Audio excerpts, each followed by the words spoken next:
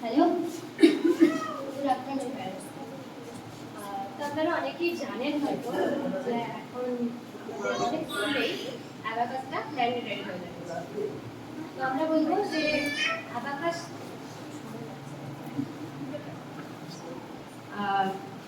তো আমরা বলবো যে অ্যাবাকাস শেখা বাচ্চা একটা অর্ডিনারি বাচ্চার থেকে কিন্তু 10 টাইম বেশি এগিয়ে থাকে। তো আপনাদের কাছে এটা প্রথমে আমি বলবো যে অ্যাবাকাস কি।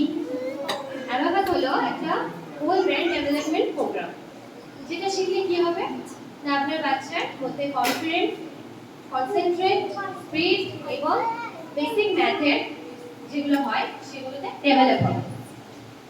এবার যখন এই ব্রেনটার কথা বললাম তখন আমাদের এটা জানতে হবে যে আমাদের ব্রেনের দুটি অ্যাক্টিভ পার্ট থাকে, কি একটা লেফট সাইড, একটা রাইট সাইড।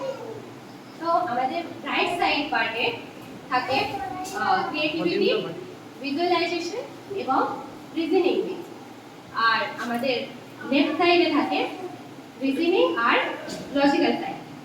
তাহলে একটা মজার বিষয় হচ্ছে যে আমরা যখন রাইট হ্যান্ড ইউজ করি তখন আমাদের ব্রেনের লেফট সাইড অ্যাক্টিভ হয়, যেটাতে থাকে রিজনিং সাইড আর লজিক্যাল সাইড অ্যাক্টিভ। আর যখন আমরা লেফট হ্যান্ড ইউজ করি তখন আমাদের ব্রেনের লেফট সাইড রাইট সাইডটা অ্যাক্টিভ হয়। তো আমরা সকলেই জানি যে আমরা দুটো হ্যান্ড একসাথে কেউই ইউজ করি না, সেই জন্য আমরা বেসিক্যালি কি রাইট হ্যান্ডে ইউজ করে থাকি। তো আমাদের ব্রেনের যে লেফট সাইডটা সেটা বেশি করে অ্যাক্টিভ হয়। তো আমরা বাচ্চা যখন অ্যাবাকাস শিখবে তখন আমরা যখন আপনার বাচ্চাকে অ্যাবাকাস শেখাবো তখন দুটো হ্যান্ড ইউজ করে কিন্তু অ্যাবাকাস শেখাবো। যখন আপনার বাচ্চা দুটো হ্যান্ড ইউজ করে অ্যাবাকাস শিখবে তখন ব্রেনের দুটো সাইডে কিন্তু তাদের অ্যাক্টিভ হবে।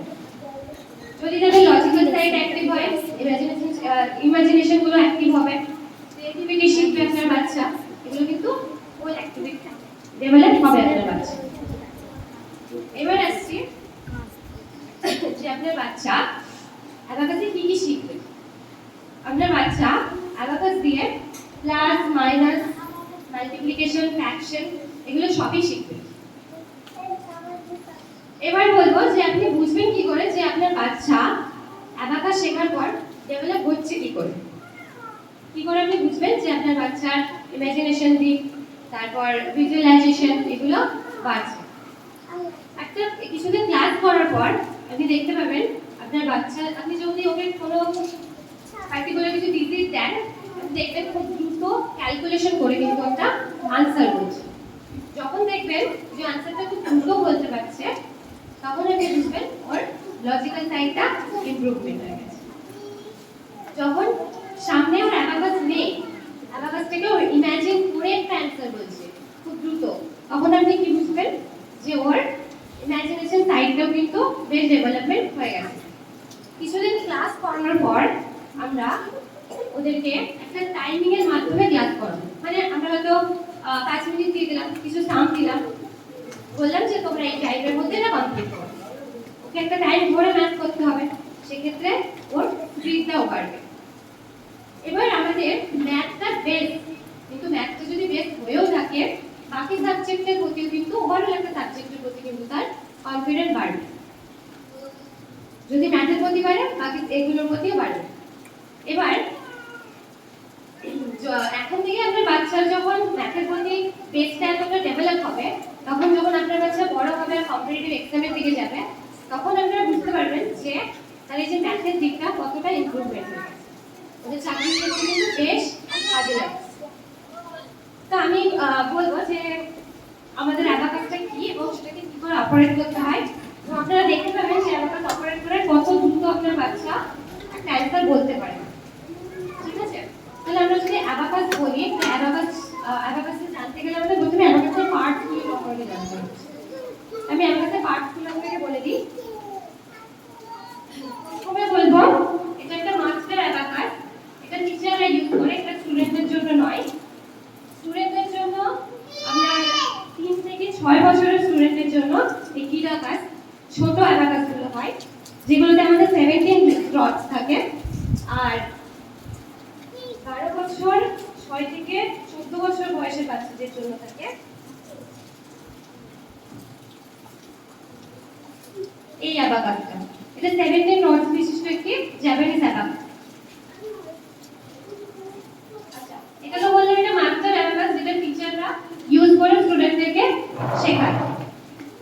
তো এই অ্যাবাকাসটা শিখতে গেলে আমাদের প্রথমে যেটা জানতে হবে সেটা হলো অ্যাবাকাসের পার্টস গুলো সম্পর্কে। কোন পার্টস গুলো কি না, কারণ অ্যাবাকাসের পার্ট সম্পর্কে না জানলে বাচ্চা কিন্তু কোনোভাবেই অ্যাবাকাস ঠিকঠাক অপারেট করতে পারবে না।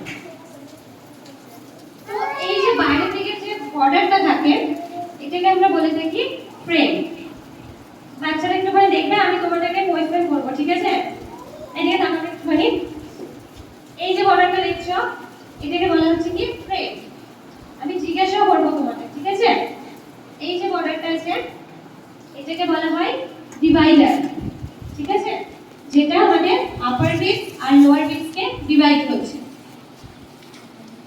এবার দেখো এই যে ডিভাইডার আছে, ডিভাইডারের উপরে কিছু ডটস রয়েছে, ব্ল্যাক কালারের কিছু ডটস রয়েছে। এগুলোর নাম হলো পয়েন্টার, এগুলোকে পয়েন্টার বলা হয়, ঠিক আছে? এখানে কটা পয়েন্টার আছে দেখো, 5 পয়েন্টার রয়েছে, ঠিক আছে? আচ্ছা, তারপরে রয়েছে এই যেগুলো দেখছো এগুলোকে বলা হচ্ছে বিট।